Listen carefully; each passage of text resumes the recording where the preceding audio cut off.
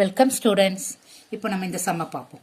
See here, find the value of this ன்னு கொடுத்துருக்காங்க. First இதை எடுத்து எழுதிக்கோங்க. எழுதிக்கிட்டு இதுக்கு எல்சிஎம் கண்டுபிடிங்க. பண்ணால் உங்களுக்கு 2/3 இன்டூ இது எல்சிஎம் 3/4 இப்படி வரும் உங்களுக்கு. இப்போ பாருங்க, இந்த டினாமினேட்டரும் இந்த நியூமினேட்டரும் உங்களுக்கு சேமா இருக்கா? அதே மாதிரி பாருங்க, எல்லாம் அப்படி இருக்கும். அதனால நீங்க லைன்ஸ் இப்படி போட்டுக்கோங்க. Shortcut model.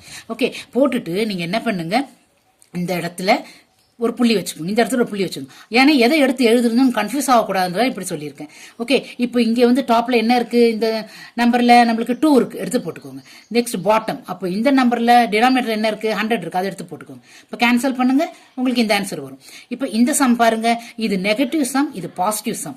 இப்போ இதையும் எடுத்து எழுதிக்கோங்க, இதுக்கு எல்சிஎம் கண்டுபிடிச்சிருங்க. கண்டுபிடிச்சிட்டு நெக்ஸ்ட் இதுக்கு பாருங்க, லைன்ஸ் இப்படி போட்டுக்கோங்க. போட்டுட்டு டாப் டு பாட்டம் ஒரு லைன் போட்டுக்கோங்க.